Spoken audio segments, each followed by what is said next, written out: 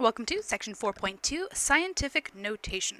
All right, what is scientific notation? Well, basically, if you're working with anything in the science world, or any really large numbers in the world, for example, I'm just going to do this right here. You don't need to write this on your notes. If you have huge numbers like this that you're working with, maybe if you're with budget or finance or just any sort of huge numbers or maybe really small decimals, it's easy to lose a zero as you're rewriting things. For example, you might be rewriting this and all of a sudden you've dropped 1 0. And that's a very big difference. For example, if you were writing 2,000 a bunch of times and then you accidentally rewrote it as 200, that's a big difference if you had $2,000 in your bank account versus 200. So because of all the zeros floating around, it was thought, you know what, let's find a better way to write this so we don't accidentally be dropping zeros all the time. Or adding them, maybe. Sort of a small little story, I guess you could say. So then we have scientific notation. And a number is written in scientific notation when it is expressed in the form a times, and this is where we still use the x for times, a times 10 to the nth power, where what? Well, where 1 is less than or equal to the absolute value of a, which is less than 10. So this number should be in between 1 and 10. Can't equal 10, but it can equal 1. It can be negative as well, since we're talking about the absolute value. And what else? And n is an integer. Okay? Alright. So let's go ahead and take a look at this. Write the following numbers in scientific notation. So the basic concept, what we're going to do, is we want to make our number in between 1 and 0. Okay, in between 1 and 10, in between 1 and 10. At the moment, this number is way bigger than 10, right? So what we're going to do is we're going to be sneaky, and we're going to move the decimal, which is right there technically. We're going to move it as many times as we need to until we manage to get a number between 1 and 10. Now, if I move my decimal up to here, we still technically have the number 57. So I need to move my decimal over one more time. And now, we would have the number 5.7, right? Which is in between 1 and 10. However, we have a problem. The number 5.7 is not the same as what we originally had. So because we moved the decimal a bunch of places, we're going to go ahead and multiply this number by 10 to the, well, how many places did we move our decimal? 1, 2, 3, 4, 5, 6, 7 places. 1, 2, 3, 4, 5, 6, 7. We moved the decimal 7 places. Alright, so that's going to be a 7. Now, where some students get confused is, should it be a positive or negative 7? Well, how I remember it is, if the number was originally big, then the number on the top is going to be positive. For example, think of the money you have in your bank account. If you see a really large number in your bank account, you have a positive feeling, right? I mean, I do. So, if the number, the one we started with, for example, let's say this number, if it was originally small, like this decimal right here, if it was originally small, when we translate it to scientific notation, the number on the top here is going to be negative. Because, if you think about it, if you saw this number in your bank account, I don't even know how that would happen in your bank account, but that would be a negative feeling, right? So that's how I remember it. Alright, so we have 5.7 times 10 to the 7th power, and that is how we rewrite that really large number into scientific notation. So let's go ahead and try to rewrite this really small number in scientific notation. Well, the plan is to get it into a number that is between 1 and 10. So let's move the decimal. Well, that wasn't enough, so 1, 2, 3, 4, 5. Boop. When we get there, we now have the number 3.46. which is in between 1 and 10. And how many decimal places did we move it? Well, we moved 1, 2, 3, 4, 5 places. So we have times 10 to the 5th power. However, we have to be careful. Was my number originally big or small? It was originally small, which would be a negative feeling in your bank account, which means this should be a negative 5. Okay, so that is one of the big things that I do see students trip up on a lot. So a great way to remember is, if it was originally big, it should have a positive exponent. If it was originally small, it should have a negative exponent. Alrighty, and that is it for those two. Example 2. Convert from scientific notation to standard notation. All right, so, for example, if you saw this number on a check, that would make no sense, right? Because in the real world, we usually use standard notation. Scientists tend to use scientific notation. So let's go ahead and convert this to something that we would understand in the real world. Well, to do that, first we're going to do is take a look at the exponent. That tells me how many places I need to move my decimal. So I need to move my decimal 8 places. Now this is a positive 8, so positive 8, which means my number was originally big or small. If you recall from above, it was originally a big number, originally big. So since it was an originally big number, 6.05, that means we're going to make this number bigger. So instead of moving this direction, which would make it smaller, we're going to move the opposite direction. So we're going to move the opposite to make it bigger. So 1, 2, 3, 4, 5, 6, 7, 8. Boop, there's our new decimal. Let's go ahead and fill in the missing places with zeros. 1, 2, 3, 5, 6. And there we have our number. So let's rewrite this correctly. 605, 1, 2, 3, 4, 5, 6 zeros. Let's put in our commas. Ooh, now that is a nice number to have in a bank account. And there we go. So one of the big keys is to look at the exponent. Is it positive or negative? When you determine if it's positive, it should be a big number when you move the decimal. If it was originally negative, it should be a small number. And then the exponent also tells you how many places to move your decimal. So it tells you the direction to move the decimal, and it tells you the number of places. That's what's really important about that exponent. So let's take a look at B. You could try this one out by yourself, actually. Check in with me in a sec. All right, so we have a -4. What does that mean? Well, since it's a negative number, that means the number, the original number, was small. It was a decimal. Okay, and then what else do we know? Well, since it's 4, that means we're going to move the decimal 4 places. Let's go ahead and do that. So rewriting 3.065, move the decimal over 4 places. 1, 2, 3, and 4. Let me move my paper over. Oops, okay. Didn't leave the best amount of space. So there's my new decimal. So let's go ahead and fill in the zeros. 1, 2, 3, and 4. We'll rewrite this nicely for our final answer, 0.000365. And there we go. We have our answer in standard notation.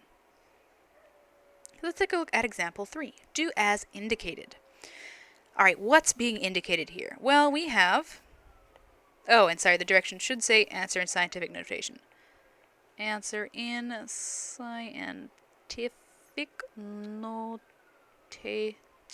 There we go. All right. What do we notice? Well, we have a fraction, we have division going on, and we have two numbers that are in scientific notation. So how can we deal with this? Well, you could go ahead and multiply them out into huge numbers, but I would not want to do that. I like sticking in the scientific notation because it's smaller. So let's work with that. I have the 44 on the top and the 4 on the bottom. So I'm going to go ahead and work with dividing those two numbers. And then see the 10 to the 5th and the 10 to the -3. I'm going to go ahead and use the rules of exponents on those two numbers. See, they have the same base, so I can just subtract their exponents. Let's go ahead and do that.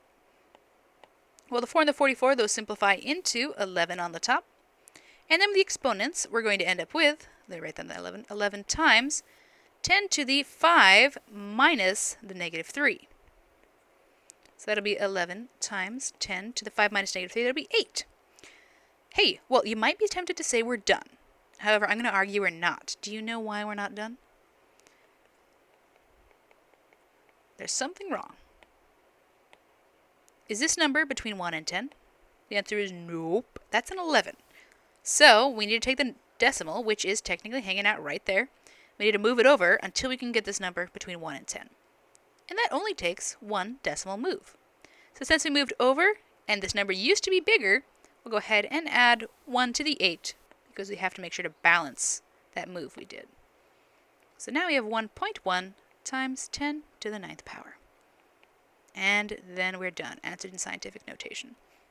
Now real quick, please note, if you wrote your scientific notation as this, where you had that dot instead of the x, that would be considered incorrect. You need to have that x for it to be in scientific notation. All right, let's take a look at B. This doesn't look fun.